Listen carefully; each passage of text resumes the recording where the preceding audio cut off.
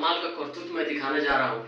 आज सबसे पहला बात तो ये है कि एक लड़की जिनका नाम रेखा है, वो 10 तारीख को अस्पताल में एडमिट होती है कान के इलाज करवाने के लिए, और कान का ऑपरेशन भी सही हो जाता है। लेकिन 12 तारीख के रात के 9 बजे एक नर्स जो है उसको एक इंजेक्शन देती है, जिससे उसके पूरे हाथ में जो है ना, वो समझ लीजिए कि एक प्रकार का गैंग्रीन जैसा फैल जाता है, सब रिएक्शन कर जाता है दवाई। और उसके बाद जो है जब लड़की दर्द से कराहने लगती है तो नर्स उस पर आप बीती भरी बात सुनाती है। और जब लड़की के बहन जो है वो डॉक्टर नाइट वाले डॉक्टर के पास, डॉक्टर का नाम रत्नेश था, डॉक्टर के पास जाती है। उसके बाद जो है डॉक्टर उसको बोलते हैं कि चलो दर्द वाले सुई दे देते हैं, दर्द आराम हो जाएगा। ये मैं आज बिहार के पूरे 12 करोड़ जनताओं से पूछना चाहता हूँ कि क्या इस तरह की व्यवस्था और इस तरह के इलाज से पूरे बिहार के लोगों का स्वास्थ्य जो है ठीक हो सकता है? ये गवर्नमेंट मेडिकल कॉलेज है और कहीं ना कहीं ऐसी हरकत जो है वो सिर्फ बिहार में ही हो सकती है, बिहार के गवर्नमेंट मेडिकल कॉलेज में ही हो सकती है, दूसरी कोई कॉलेज में नहीं हो सकती है। यही डॉक्टर रत्नेश जिनका नाम है, वो अगर प्राइवेट क्लिनिक खोलते हैं, आप प्राइवेट चलाते ना हो तो ईमानदारी से काम करते हैं। ये जानते हैं कि सरकारी और सरकारी में सरकारी ढंग से ही काम होता है। तो मैं सबसे पहले बिहार सरकार से विनती करना चाहता हूँ कि उस अस्पताल के ऊपर कार्रवाई हो जिसने ऐसा किया है।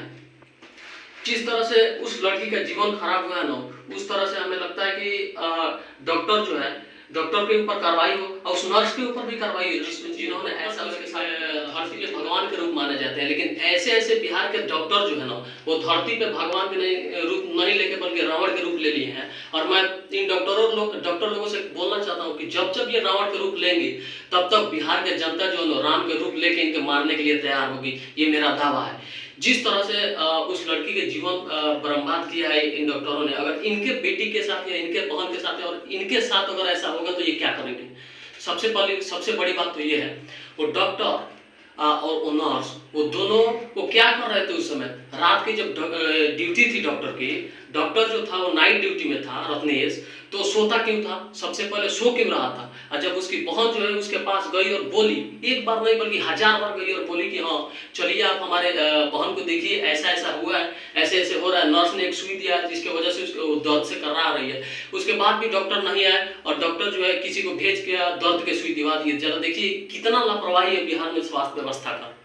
बिहार के यशस्वी उप मुख्यमंत्री तेजस्वी यादव से मैं विनती करना चाहता हूँ कि ऐसी स्थिति रही अगर इलाज के बिहार में, तो हमें लगता है कि आने वाला कल जो है ना बिहार के लिए बहुत दुखदायी होगा। आज जो है किसी रेखा के हाथ काटे हैं डॉक्टर लोग जो है, आज किसी रेखा के हाथ काटे हैं, कल आने वाले में किसी के किडनी बेच देंगे, किसी का गुर्दा निकाल लेंगे, किसी का कुछ भी निकाल सकते हैं ये लोग। अगर ऐसी डॉक्टरों की मन बढ़ी तो हमें लगता है कि बिहार में कोई जो है अपने डॉक्टर लोगों के ऊपर निर्भर नहीं रहेगा इलाज करवाने के लिए, बिहार से बाहर ही जाएगा इलाज करवाने के लिए।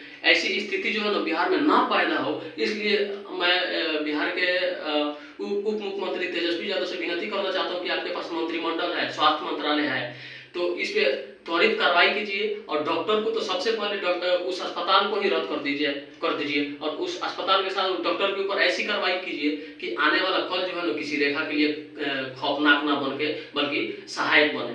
कोई अस्पताल में इसलिए नहीं जाता है कि हाँ उसका हाथ काट दिया जाए, कान के इलाज कराने का हाथ काट दिया जाए, वो इसलिए जाता है उम्मीद लगा के जाता है कि हाँ मैं जा रहा हूँ अस्पताल में तो ठीक होऊंगा, क्योंकि डॉक्टर जो है भगवान का दूसरा रूप है। लेकिन यहाँ डॉक्टर भगवान का दूसरा रूप ना होकर राक्षस का रूप ले लिया। जब जब ये राक्षस के रूप लेंगे तब तक जो है ना ये मीडिया वाले या जो भी है उन लोगों को सबक सिखाने के लिए तट पे रहेंगे। उस अस्पताल के मैंने एक वीडियो देखा कि भारत एक नई सोच के पत्रकार जो थे वो गए थे, सही रिपोर्टिंग कर रहे थे भाई, सही क्वेश्चन जो सही पूछ रहे थे। वहाँ के एक गार्ड थे, वो एसी में हवा खा रहे थे, उनको समझ ही नहीं आ रहा था कि वो क्या है, क्या कर रहे हैं। तो जब बोले कि हाँ यहाँ के डॉक्टर से बात करिए, तो वो बोला कि यहाँ पे डॉक्टर ही नहीं है। ये बताइए कि बिहार में सरकारी अस्पताल किस लिए बना है? डॉक्टरों की इतना सैलरी क्यों है? मैं आपसे पूछना चाहता हूँ। ये लोग जो है ना गरीब लोग, ये मेहनत मजदूरी करते हैं, 300-300 रुपया कमा के अपना मजदूरी एक इकट्ठा करके जो है ना वो टैक्स भरते हैं, कोई सामान खरीदते हैं तो टैक्स भरते हैं, उससे जो है ना उस टैक्स के पैसा से उन लोगों का सैलरी दिया जाता है और इस तरह से एक टैक्स के पैसा से सैलरी दिया जाता है। और गरीबों के साथ इस तरह से व्यवहार जो है ना कहीं ये बिहार की व्यवस्था के ऊपर सवाल खड़ा करता है। तेजस्वी यादव जी, और मैं बिहार के मुख्यमंत्री नीतीश कुमार जी से विनती करना चाहता हूँ कि ऐसे ऐसे डॉक्टरों के ऊपर कार्रवाई होनी चाहिए, ये मेरा वादा है। और जिस दिन ऐसे ऐसे डॉक्टरों के खिलाफ आप कार्रवाई कर दीजिएगा और कार्रवाई करके ऐसे ऐसे डॉक्टरों को जो है सलाखों के पीछे डालिएगा, तब जाके बिहार की व्यवस्था सुधरेगी, बिहार की स्वास्थ्य व्यवस्था सुधरेगी। ऐसी क्या वजह है जो बिहार के सरकारी अस्पताल में लोग जाने से डरते हैं? अगर बिहार की स्वास्थ्य व्यवस्था सही होती तो सरकारी अस्पताल के आगे पीछे जो है ना प्राइवेट मेडिकल के दवा की दुकानें और प्राइवेट हॉस्पिटल जो है ना वो नहीं खुलता। सरकारी अस्पताल में एक एक डॉक्टर जो है ना वो 1 घंटा के लिए आता है, बाकी दिन भर अपने क्लिनिक चलाता है प्राइवेट। ये मैंने खुद अपनी आंखों से देखा है।